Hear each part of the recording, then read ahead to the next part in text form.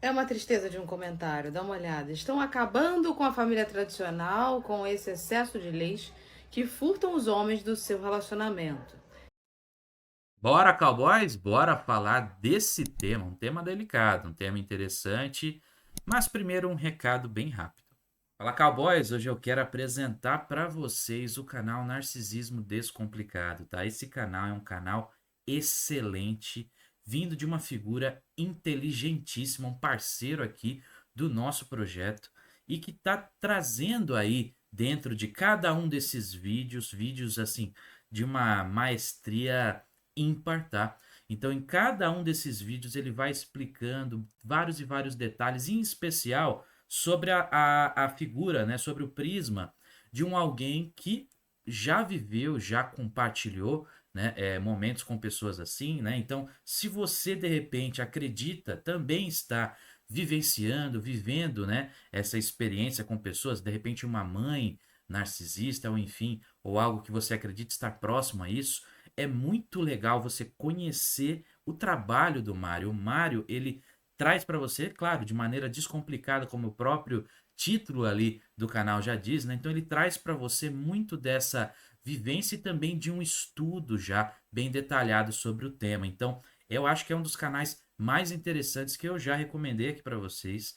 E eu quero muito que você vá lá e dê esse apoio. O canal está bem recente, tem 7 inscritos ali de momento, mas ele traz um tema tão legal, um tema tão interessante, tá? Eu quero, inclusive, no futuro, trazer o Mário aqui pro canal para a gente poder conversar um pouquinho mais a respeito desse tema, que é tão vivido pelas pessoas que muitas vezes elas nem percebem, tá? Então, vá lá, assista algum dos vídeos, veja se você também já sentiu, já participou, né, de uma experiência, vamos dizer assim, de um relacionamento com alguém narcisista e veja se isso teve ou não algum impacto na sua vida depois disso, tá? Então vai lá, assista ao canal dele, muito bacana, recomendo demais. Fechou? Volta pro vídeo. É uma tristeza de um comentário, dá uma olhada. Estão acabando com a família tradicional, com esse excesso de leis que furtam os homens do seu relacionamento. Estou divorciado e continuarei só e feliz. Aí nós temos aqui duas questões. Eu vou dividir esse comentário em duas partes. A primeira parte é sobre o excesso de leis que furtam o homem no relacionamento. Não é só um excesso de leis, né? Que deve estar falando provavelmente da uma lei de Maria da Penha e tal. Não é só isso. É toda uma cultura que foi intencionalmente montada para que os homens recuassem e não quisessem, não soubessem mais se eles podem ou não ser homens, para que eles começassem a ser tolhidos enquanto homens. Há um tolhimento do masculino no nosso mundo e também do feminino. E uma coisa exacerbada dos defeitos de cada lado. É isso que está acontecendo hoje nos nossos tempos. Não é só o homem que está sendo tolhido, a mulher também está sendo tolhida. A mulher feminina e o homem masculino. Agora, se inverter os papéis, aí está sendo aceito, né? A mulher masculinizada e o homem sensível, feminino, isso está sendo aceito. Com isso, o que acontece? Uma bagunça generalizada e aí um não sabe como é, o que deve ser e vira uma geleia. E os relacionamentos não tem como dar certo dessa maneira. Porque existe no nosso inconsciente um padrão ancestral, né? Uns desejos ancestrais. Então a mulher, ela anseia que o homem seja dessa maneira, que seja protetor, que seja provedor. E o homem anseia também que a mulher seja feminina, que ela nutra o lar, que ela lhe dê um lar, porque ele dá a casa, mas só uma mulher consegue dar um lar para um homem. E aí quando você inverte os papéis, não sai absolutamente nada, apenas bagunça generalizada e muita frustração e muita reclamação. Mas eu também quero comentar principalmente o segundo ponto que ele trouxe aqui. Ó, estou. Bom, é um vídeo longo, eu vou só pausar um pouquinho. Nesse primeiro ponto, eu não sei se ela entrou no mérito da lei ou não, né? Vamos focar da mesma forma que ela fez. Vamos separar em pontos, tá? Daqui a pouco, porque é um vídeo longo, tá? Então, daqui a pouco eu vou trazer o segundo ponto dela, que eu não sei qual é. É um vídeo, um react aqui 100% sincero. Mas vamos falar um pouquinho, porque ela citou os comportamentos, né? O quanto que, por meio da influência, né? Vamos dizer que é da influência da lei, mas nesse caso eu acho que ela falou mais de uma influência geral, né? o homem ele está mais feminino, mais sensível, enquanto a mulher está mais masculinizada, e que isso gera uma dificuldade nos relacionamentos. Isso é verdade, só não está tão atrelado assim à figura da lei. A figura da lei ela continua colocando o homem numa posição extremamente masculina, tá? Masculino a ponto de você ter que ser com pessoas que nem merecem essa atenção de você, né? Ou seja, você vai ter que ser o provedor, muitas vezes, de uma mulher que não é mais sua, que nunca foi, né? Enfim, a lei ela vai impondo coisas aos homens, né?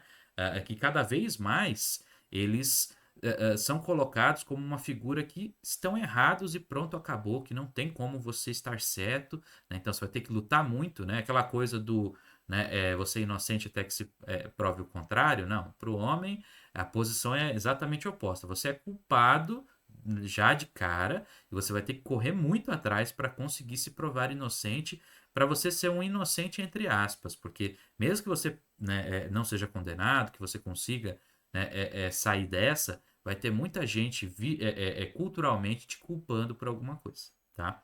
Isso acontece com vários e vários casos aí de famosos, né? Tem os famosos que fizeram coisa errada, foram condenados e foram escorraçados dos meios aí tradicionais, né? E etc. E tem os caras que, ao contrário, provaram-se inocentes, tiveram uma série de situações, porém nada aconteceu com aquelas que os acusaram, que criaram a situação toda. E não só isso, a carreira deles foram prejudicadas, na maioria das vezes. Pode reparar aí, né? Tem o Johnny Depp que não tá fazendo mais nada, né? Até acredito que ele é um caso que tem mais chances de retorno, mas ainda assim percebe-se o impacto que teve na carreira dele, né? Teve aquele Douglas Sampaio, acho que era o nome dele, que comentou aqui, que eu fiz um vídeo que eu comentei a respeito, né? Enfim, tem vários casos, tá? Eu pensei em dois aqui, mas tem milhares. Cada dia tem um caso novo. Tem o cara lá que pagou pensão e o filho não era dele, um sertanejo, eu esqueci o nome dele. Enfim, muitos exemplos, né? Então a lei, na verdade, ela tá. Eu até falei, até fiz uma comparação, né?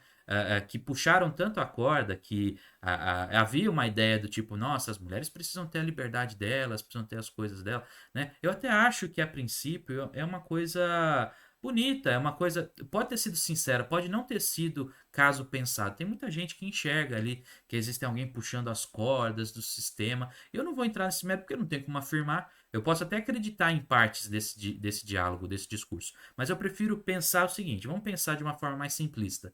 Quem criou a lei, quem criou essas coisas todas, criou pensando no bem da mulher, no bem das pessoas, numa ideia mais igualitária. Vamos imaginar isso, tá? Esse cenário.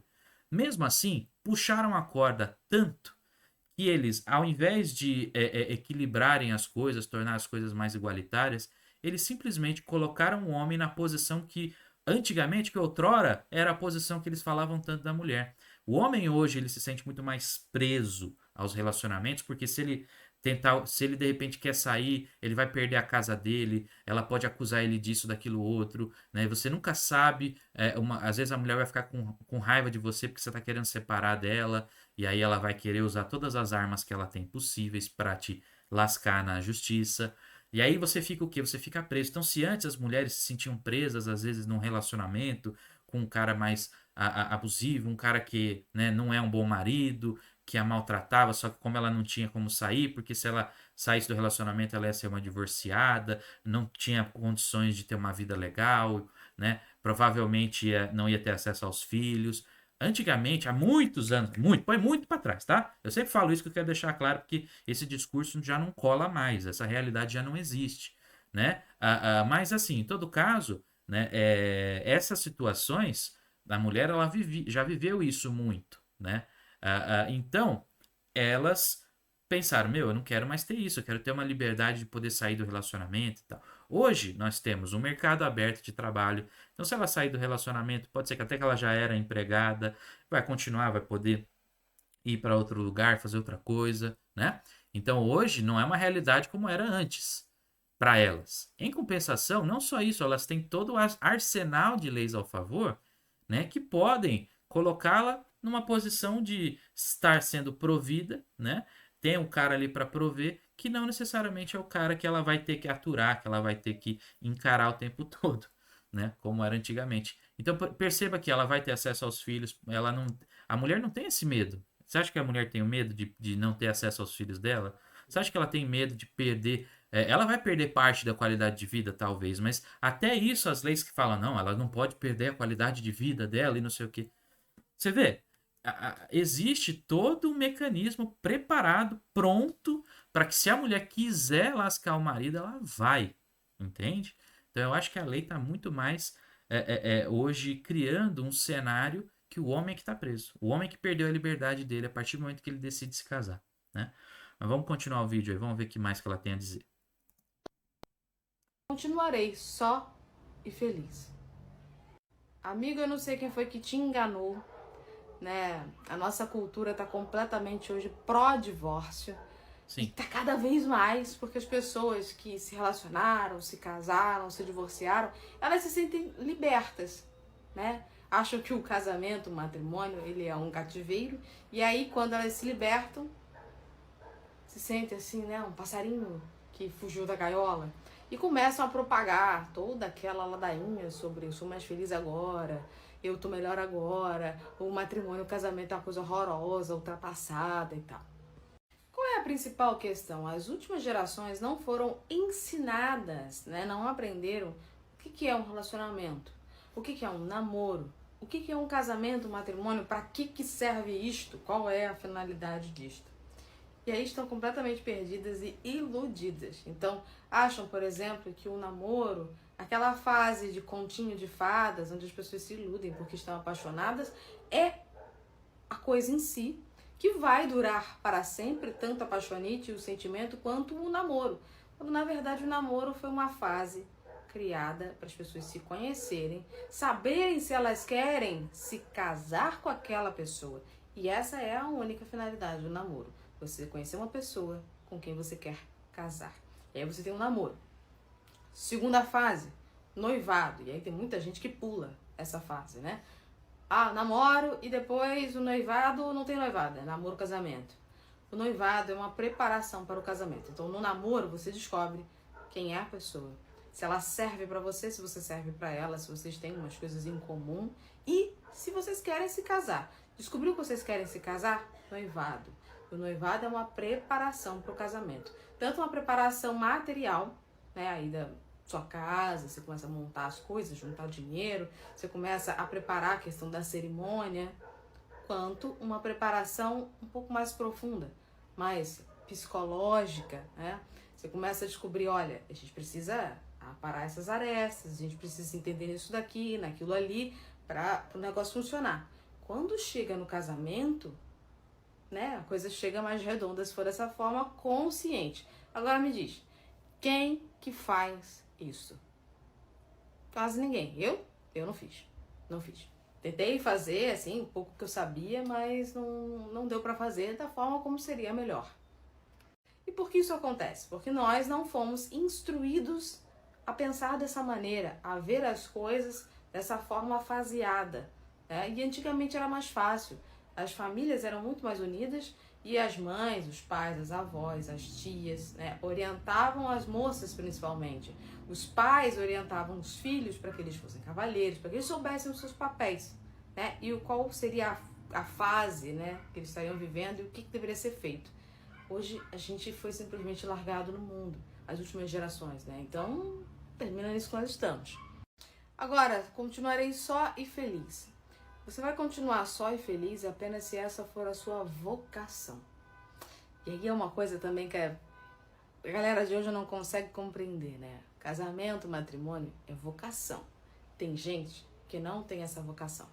Tem gente que tem a vocação para viver só servindo os outros, como os monges, né? Os monges, eles vivem em reclusão e eles têm vocação para serem sacerdotes, monges. Eles não têm vocação para o casamento, o matrimônio. Agora, meu amigo, se você não tiver essa vocação, em algum momento da sua vida você vai se frustrar, você vai sentir aquela amargura de quem nunca construiu nada. É comum em pessoas com 40 e poucos anos, que construíram coisas muito materiais, né? Trabalharam muito, mas não construíram família, e têm a vocação no matrimônio, elas começam, meu Deus, eu não construí nada, não fiz nada da minha vida. Eu fiz um monte de coisa, mas ela começa a dizer que não fez nada, que não construiu nada, que não conseguiu nada, é um monte de nada, porque o que era a vocação dela, ela não realizou. Então, muito cuidado para não cair nas falácias deste nosso mundo atual, que te vende uma falsa felicidade, dizendo que você, vivendo só, vai ser feliz, porque você é livre, você faz o que você quiser. Mas se você não estiver atendendo o seu chamado e a sua vocação, você vai ser profundamente infeliz.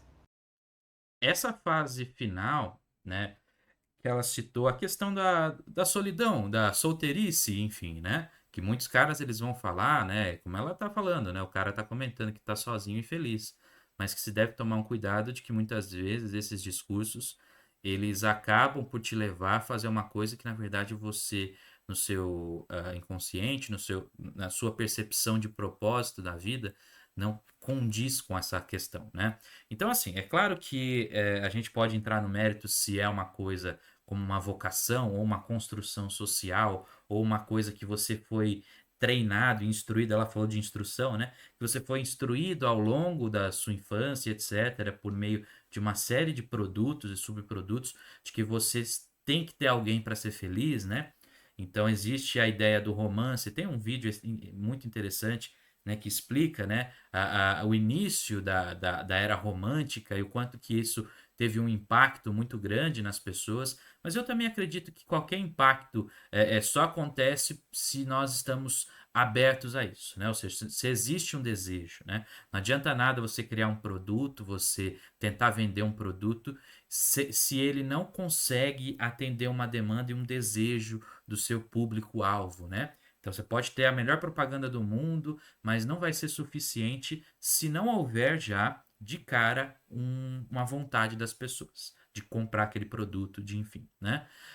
Então, o que eu quero dizer com isso? Eu quero dizer que faz sentido o argumento da vocação dela? Faz. Eu mesmo já falei isso para vocês aqui, que não era para romantizar demais em excesso a solidão e etc. E sim você entender se realmente isso faz ou não parte de você. Por quê? Eu falo para vocês, não são todos os homens que foram feitos para ter relacionamento, para transmitir o gene dele adiante e etc, tá? Uma parte considerável da nossa construção enquanto homens nos colocou sim em posições de cavaleiros solitários, como eu tenho aí o nome do título, né, do canal. Então são figuras que existem no nosso imaginário, que fazem parte também da nossa construção, né? E que por consequência podem ser parte da nossa vocação. Não precisa ser exatamente um monge, né, um padre, nada disso. Né? São figuras que fizeram parte da nossa masculinidade, que muitas vezes é o que você deveria fazer. Às vezes você entra num casamento, num relacionamento e vai estar frustrado justamente porque você caiu num discurso que não era o seu. Tá? Então isso vale para os dois lados. Vale também para o cara que está sofrendo sozinho. Né? Esse cara, provavelmente, ele primeiro precisa se conscientizar, colocar toda a realidade na frente dele, né, nos pensamentos dele, para ver se realmente ele está apenas caindo num discurso, nesse discurso romântico, se realmente é uma coisa que ele quer muito, ou se ele simplesmente está só ali sendo manipulado por essa dinâmica toda. Então, sim, a parte final, a questão das fases ali do noivado, etc., isso é relativo, né? Não exatamente enxergo da mesma forma que ela, então entendo, né? Porque sim, o casamento, ele querendo ou não, é muito de uma construção bem conservadora, né? É um conceito que é interessante você manter essas fases e tal. Só não sei até que ponto isso vai fazer tanta diferença assim, tá? Porque existem muita coisa. Tem os estímulos, tem uma série de detalhes ali, né, que ficaram faltando no vídeo dela, mas é claro, é um vídeo, né, é longo, mas é curto, não dá para falar de tudo também, né? Mas eu gostei bastante, uma pena que esse vídeo aqui eu não tenho os créditos para passar, né? Já foi retirado de um outro vídeo, então peço desculpas aí para vocês, mas eu gostei do discurso dela de um modo geral, achei interessante, né? É um discurso de uma conservadora, é um discurso de um alguém, né, que está dentro desse caminho. Não estou exatamente aqui criticando ou elogiando. Eu gostei do vídeo, achei que o vídeo foi bem direto aí nas falas e na forma como ela né, transcreveu tudo isso, tá? Então gostei bastante, tá certo?